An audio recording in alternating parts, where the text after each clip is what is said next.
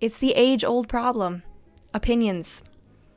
What will they think of me? What if they don't like me? What if? These are the phrases that go on inside of our head all the time. Today, we're talking about how to clear the clutter of others' opinions so that we can get stuff done. Also, stay tuned for the end because I've got a big announcement and a big challenge just for you. From here on out, we've got show notes down below in the description so that you can reference any of the points talked about in today's video. With that being said, let's get into it. Hello and welcome. My name is Katie Stowe, and on this channel, we're talking about effective, powerful storytelling and how to be a better communicator through video. Here we do product reviews, advice, how-tos for communication and public speaking, as well as motivational content to get you going. Now, we can only be an effective communicator if our mind is clear. And so in today's video, we're talking all about opinions, other people's advice, and how oftentimes it can clutter up the brain and leave us emotionally stranded. Let's be honest, all of us care what other people think. And honestly, if we didn't, we would be lousy, selfish humans. So it's good that we care about other people and what they think. But here is where we hit the wall. When the people we're listening to don't have our best interest in mind and are just speaking lies into our lives, it creates stress, anxiety, and emotional insecurity. Now, sometimes the people that are creating stress and anxiety in our lives, well, they're not meaning to do that, and sometimes they don't even know they're doing it. So we have to have grace and patience for those people to recognize that and be able to change. Honesty and transparency are key in any relationship, but especially in the relationships that, well, we may need to let go of.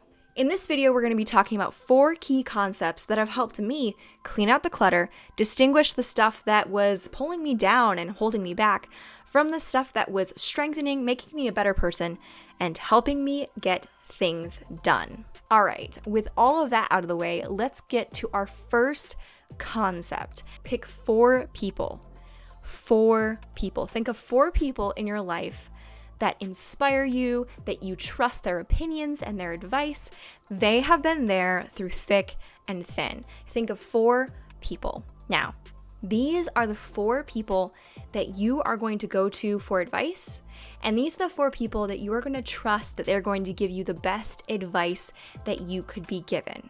And everyone else, you're going to be kind, you're going to be gracious, but you're not going to let the advice that they give you ruin your day, ruin your future, ruin your plans. Coming out of high school, I invested so much emotional time, energy, and expectation on relationships that just didn't last. And I held on to them because I was scared of being left behind.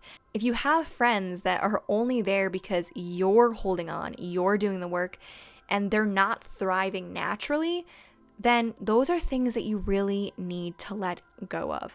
Now, sometimes it's not enough to just let go of expectations. There are some people in our lives that are toxic to us, and we need to actually be rid of those relationships. If you're allowing those things into your life, then the stress is just going to keep on coming. Every time that person texts you, every time that thing happens, every time that event comes up, you're just going to feel stress and anxiety. So it's time to say no. I don't say be rid of people easily. That's a really hard thing to do, and we have to do it in a loving, kind, sensitive way. We also have to take responsibility for our own actions as well. Are we doing this to friends? Are we making people feel stressed, anxious, insecure? Are we putting these things on other people? Well, if we are, then we really need to get serious about how we are as a friend and how we're treating other people.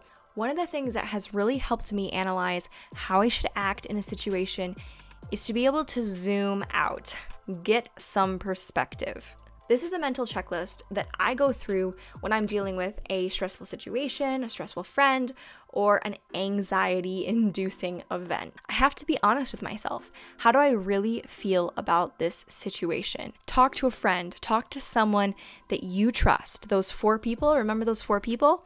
You're going to talk to one of these 4 people about things that you're really having a hard time getting over or deciding how to respond. Use some logic. This is number 3. Use logic. As a female, I let my emotions control how I respond to things. In the moment, that produces very, very bad judgment. Sometimes that means training myself not to let my emotions get the better of me, control how I respond in the moment, control how I'm thinking in my mind, and all of those things have to do with using logic in our relationships and our responses. When you go through this mental checklist while analyzing stressful situations, anxiousness, or insecurity, you start to get a clearer mind, a more logical understanding of those situations so that you can respond in a good, kind way.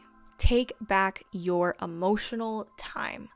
See, when we take back our emotional time and really focus on what is important, what is giving us energy, then we find more time for physical and mental activity, the things that really count. What about those goals that you want to accomplish? What about those people that you'd like to meet? What about those things that you would like to do? Make time for those things.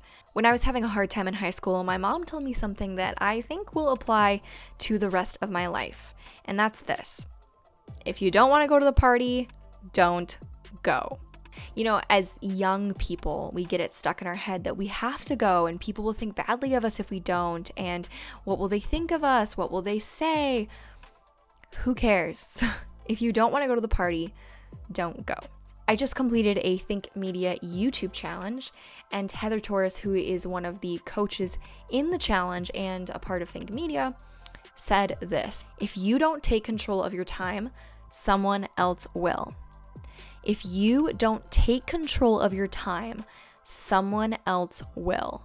When we free our schedule from unnecessary events, unnecessary relationships for the things that really matter, when you pick those 4 people, when you sort out that friend list and get rid of some of those toxic relationships, when you focus on the logic of your situations and how to respond in a kind, patient, graceful way, when you are taking back your time and really focusing on good things in your life, things start to become clearer, less cluttered. Focus on these 4 concepts to help you kind of clean out that clutter and make space for the things that count. We all know that social media is one of the main culprits of anxiety, depression, and insecurity. So, this week, I am going to be taking a 100% social media break, and I want you, my audience, to join me. Now, what does this mean? Like, what am I actually taking a break off of? Well, that includes Instagram, Facebook, any kind of social platforms that I have, as well as YouTube. Now, guys, understand that I am taking this challenge very seriously, because what this means is Monday's video will not be coming. I will release a video on next Friday, June 5th, and that is going to be a fun celebratory video where I'm sharing with you guys what I've learned from this time of a little bit of a social media break, as well as hopefully hearing from you guys about what you have experienced through this time if you choose to join me in this challenge. I hope that you've learned and gotten value from this video. If you did, that's awesome. Hit that subscribe button so that you can see more content just like this. And I will see you on the next video, which is not until Friday. What have I done?